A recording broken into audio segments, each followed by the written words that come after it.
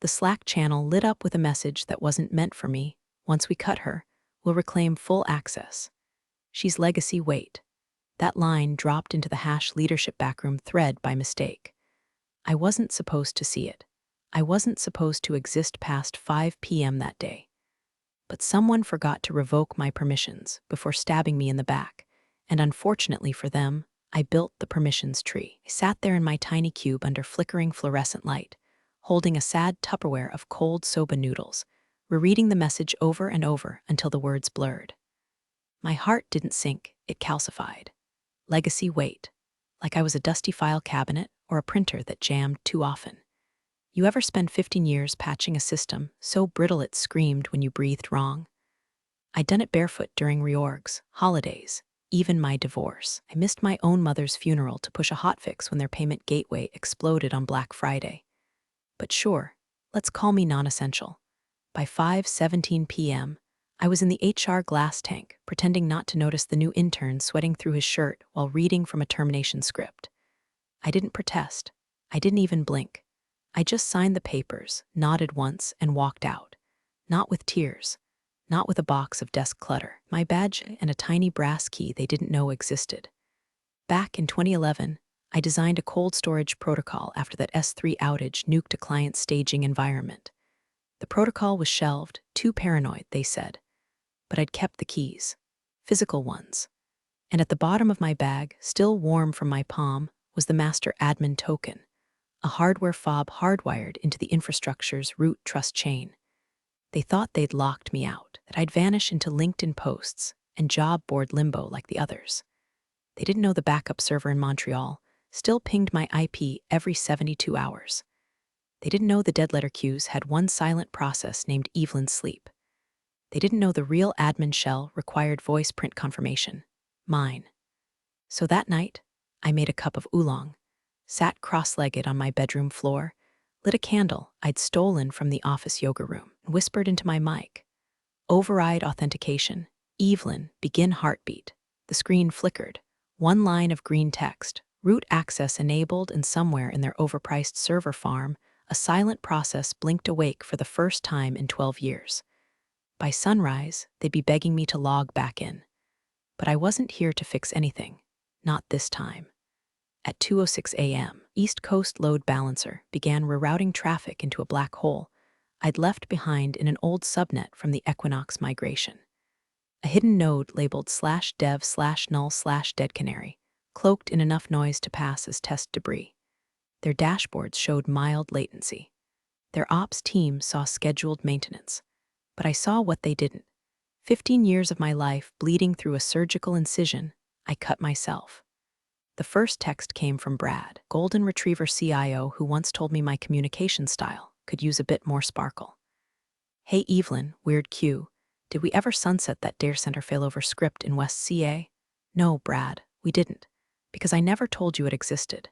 Because I knew one day I'd need it. I didn't reply. I sipped my tea and watched a CSV file grow by the second, logging every admin attempt that failed. 19, 47, 92 were flailing, but they didn't know why yet. I left them a trail. Cruel, maybe, but I wanted them to feel the edges of their own arrogance. At 3:21 a.m., their marketing site went into safe mode. The homepage flickered to a placeholder, welcome to Bright Spark. We'll be right back. But the source code said something else. A comment injected on line 74. Legacy wait doesn't forget. Still, they didn't call. At 4:03, SSO gateway timed out across all internal tools. By 4:15, 37 engineers had been locked out of their own machines.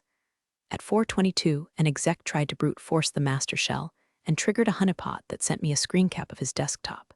His wallpaper, me, at a team offsite, holding the most reliable firefighter award they gave me the year they forgot my birthday. I leaned back in my chair, feeling something close to peace. Not joy, not revenge, something deeper. Control, because they didn't fire me. They fired a woman who memorized every soft belly in their infrastructure and never once forgot where she buried the knives. But they still hadn't reached out. So I opened a private Slack channel I hadn't touched in years. A dead space with no integrations, no history, just two members, me and Nora Jameson, their new VP of engineering. The same woman who'd once asked me, over a lukewarm kombucha, if I ever felt like I'd aged out of innovation. She was about to find out just how timeless I could be. I typed 5 words, "You feel it yet, Nora?" and waited. The typing bubble blinked once, disappeared. Then the silence dragged. 30 seconds, a minute. Long enough for me to imagine her sitting in her sleek corner office, staring at the screen in her bone-white blazer, wondering if someone was pranking her. Or worse, if she wasn't the one in control anymore. Then it came. "Evelyn, is this some kind of joke?" "Oh, Nora." I stared at that sentence like it was a museum exhibit, a perfectly preserved fossil of denial. The same woman who once stripped me of production access for security realignment, now sitting in the fallout of security protocol, I wrote before her LinkedIn profile had a profile picture. I replied, "Check the auth logs." Then check the Montreal ping history and sit very, very still.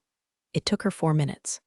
I know because I watched her SSH into the failover box, panic type 3 wrong passwords, then trigger the voice prompt. I watched the system reject her voice print with a flat, surgical, access denied. Voice match not found. Evelyn Chen only. Then she came back. "Jesus Christ, what do you want?" And there it was. Not confusion, not sass, just the bare tremble of someone realizing the castle they'd been guarding was built from my blueprints.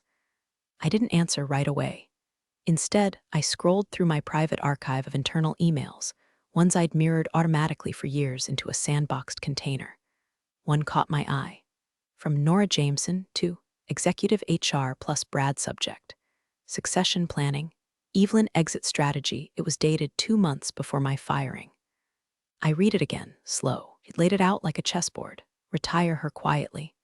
No headlines. Preserve access paths post-departure. Initiate junior transition by Q4. They've been plotting this for months. Even trained a 23-year-old with a YouTube cert to mirror Evelyn's skill set. The same kid who once hard deleted a shared S3 bucket during a lunch break because the name sounded temporary. I copied the thread, sent it to Nora in the Slack channel, and added one more message. This isn't about revenge, it's about architecture. Bad decisions have consequences. A pause, then "You'll be sued for this." I laughed, out loud, scared my neighbor's cat, then typed, "Sued for what?" Breaching a protocol that doesn't exist in your current documentation. Using access no one revoked. You'd have to admit you left your entire infrastructure wired through one person you didn't respect enough to retain. Another pause. So what now? Want to be rehired? Paid off? She still didn't get it, still looking for the leverage. The negotiation, so I dropped the photo. A screenshot from their upcoming investor deck. Their $12 million round announcement, with projected uptime stats and compliance graphs that would now collapse under audit if anyone so much as poked the stack. Then one more file. Final contract draft non-disclosure PDF signed by Nora. Dated 1 week before my firing. Clause that guaranteed I'd maintain operational knowledge on a rolling consulting retainer for 6 months. They forgot to terminate the clause. I wrote, "You're not paying me for silence. You're paying me because your system needs me to speak." Then I went quiet, let her stew. At 4:59 a.m., my phone buzzed. Unknown number. I let it ring twice before answering. "Evelyn, it's Brad. We need you on a bridge call." Urgently, I smiled at the silent stretch. "Evelyn, are you there?" I lit another candle, then said, "Sure, Brad. But this time I'll be the one writing the script." And I joined the call. The Zoom call was already chaos when I entered. A dozen windows filled the screen, faces blurred by low lighting and high stress, execs in rumpled shirts, engineers sweating under ring lights, one guy clearly calling from a bathroom stall judging by the echo. And smack in the middle, Nora, composed, jaw tight, wearing that same dead-eyed expression she once gave me during a team offsite right before telling me my job title was under review. "Evelyn," Brad said, smiling like he wasn't quietly melting from the inside. "Thanks for joining on such short notice. We're, having some environment issues. Environment issues. Like it was a leaky pipe, not a full system root seizure." I gave him nothing, just stared. Let the dead air do the talking. Nora jumped in. Access protocols are being blocked by a shadow process, one that seems to have legacy routing permissions tied to an outdated voice print. "We're assuming it's yours." And, I said, casually biting into a fig like I wasn't holding their entire infrastructure hostage. "We need to regain operational control," Nora snapped. "We're in the middle of a compliance audit. And if the stack stays down, you'll default on your investor terms. I finished for her. Clause 3.2 in your Series B agreement. Uptime guarantee within 99.98%. You're currently at 62% and sinking. Brad coughed. One of the engineers blinked like he might cry. Someone muted and unmuted twice, then gave up. I leaned in. You built this stack on my architecture. But instead of migrating through me, you tried to surgically extract me like I was a cyst. You didn't remove the brain, just unplugged the spine. Look, Brad said we may have mishandled your offboarding, but this isn't the way. Brad, I said, you offboarded me like expired milk. No notice, no handover, just a bland PDF and a discount coffee voucher. And now you want me to fix the very machine you gutted me from? Nora tried again, her voice cold. You've made your point. What do you want? I clicked share screen. Call went dead silent as my desktop appeared. A live readout of the real-time failover logs. Red blocks blinking like a cardiac monitor flatlining. Then I opened a text file titled, Resignation Letter V2.0 My Terms. It was 5 bullet points long. Retroactive CTO title, effective 1 year backdated. Full equity vesting. Public apology memo from leadership, acknowledging strategic misalignment in talent handling. Lifetime advisory seat. Veto rights. Nora's resignation. Immediate. Someone on the call said Jesus. Someone else said Holy SH and cut themselves off. Brad was pale. Evelyn, this isn't realistic. You're asking for, I'm not asking, I said. I'm offering you a ladder out of the fire. Because without me, this house collapses by sunrise. Nora's eyes didn't move. She was trying to calculate, measure, scheme. You could almost see the gears turning behind her temples. I delivered the part I'd saved. The crack in the dam. Nora, I said softly, should I screen share your Slack DMs next? Or would you prefer I forward them directly to the board? She blinked. Once. Brad leaned into frame. What DMs? I didn't wait. I dragged a folder labeled /exfil Slack 2203 into the chat. Nora's voice rose. This is blackmail. No, I said. This is disaster recovery. And then I smiled for the first time that night. Suggest you unmute the board rep. He's been on the call for 10 minutes, all heads turned. A new window lit up. Quiet, sharp suit, calm voice. Evelyn, let's talk. And that's when I knew I wasn't the legacy anymore. I was the future they didn't see coming. The board rep's name was Ellis Hart. I remembered him vaguely, quiet guy from legal who once spilled espresso on my laptop and sent me a $5 Starbucks card like that fixed anything. Tonight, though, his camera was on, suit was pressed, and every muscle in his jaw was locked like a vault. Evelyn, he said, voice calm, I've read the terms. You're asking for a complete inversion of the current leadership structure. No, I corrected. I'm offering a system restored to when the company functioned. I watched Nora's eye twitch at that.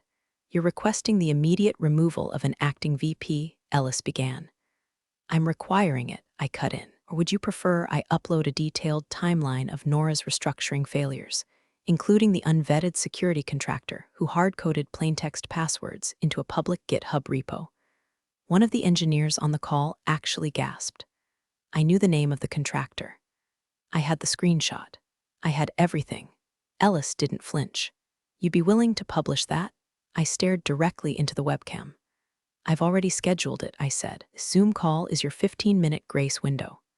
After that, Git Blast gets a new trending repo tagged #infrastructure negligence, and every journalist with a tech beat gets an anonymous Dropbox. You'd crater us, Brad said, voice cracking.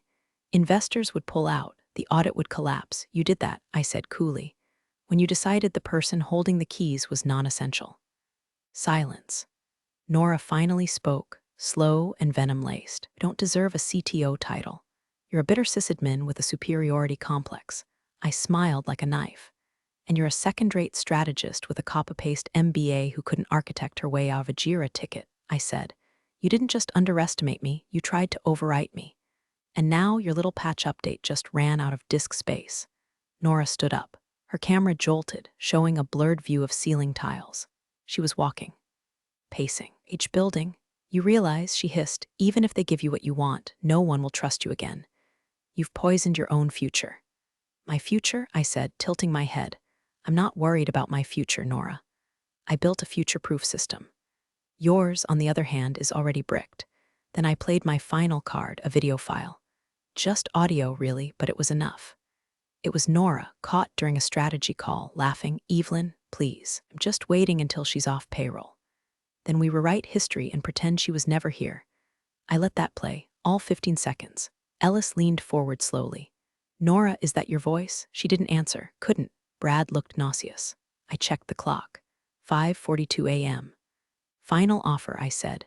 "You sign, she's gone, and I stabilize the stack before investors wake up.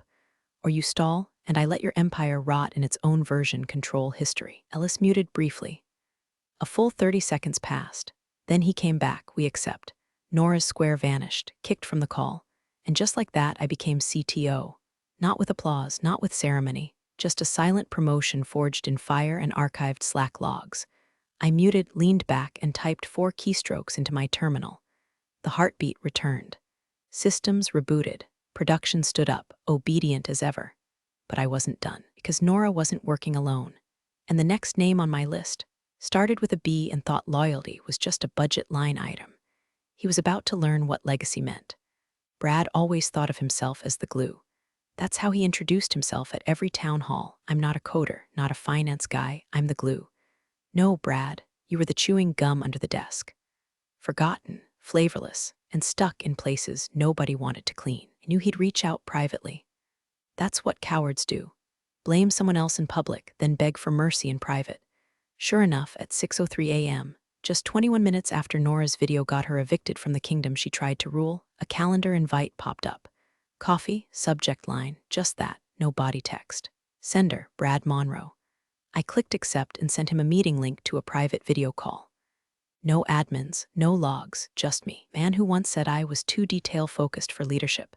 And a storm of receipts he had no clue I'd been quietly organizing since 2018. He joined with a nervous smile and the world's smallest mug. Ceramic, chipped, probably stolen from the break room. "Evelyn," he started, voice syrupy, "I want to first congratulate you. Seriously, you outmaneuvered her. That was something." "No, Brad," I said, "that was overdue." He cleared his throat. "Look, I just want to make sure we're aligned going forward. Clean slate, right? We're gonna build something better, smarter together." I tilted my head. "You fired me." "I didn't. Well, technically, that was Nora, but you were on the email, Brad. You wrote 'looks good to me' next to my termination packet." He froze. I watched the blood drain from his face like someone pulled the plug. "Okay," he said quietly. "Maybe I didn't handle it right. I was under pressure." "From who?" Silence. "Brad," I said, "do you want to know how I knew this was never just Nora's idea?" He didn't answer, but I kept going. "She didn't know about the Montreal heartbeat. You did. You were the only other person in leadership CC'd on the disaster protocol, and you knew exactly what would happen when that key stopped pinging." I dropped a screenshot into the call, an internal chat transcript between Brad and a board liaison. "If we move Evelyn out quietly, I've confirmed she's got no legal recourse. Montreal heartbeat should expire in 48 hours. We just have to survive her offboarding window." He stared at it. "I never wanted this to be ugly," he muttered. "You were just too powerful, too connected to the system." The board was nervous. "You mean you were nervous," I said, "because your roadmap depended on replacing me with someone cheaper, someone controllable."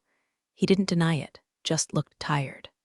"I can resign," he said, "if that's what you're after." I laughed once. Sharp, quick. "Brad, this isn't about your resignation. This is about your legacy. I want it shredded. I want your glue persona dissolved into the archives. You don't get to float out on a cloud of LinkedIn platitudes and startup consulting gigs." He blinked. "What do you mean?" "I mean, you're going to give me every internal doc, every salary decision, every strategic trade-off memo you signed off on. Then you're going to issue a company-wide statement admitting your role in the mismanagement of senior infrastructure personnel. You'll say my removal was a mistake. You'll say you were the mistake." His voice broke. "You'll ruin me." "No, Brad," I said, cool as stone. "You did that? I'm just pressing send." He started to cry. I ended the call. 5 minutes later, a new ping. Subject: for review leadership accountability memo draft V1 attached. Everything I asked for, plus one extra file I hadn't requested. Board notes Q3 strategy re. Evelyn Chen. I opened it and froze, because Brad wasn't the only one who tried to erase me.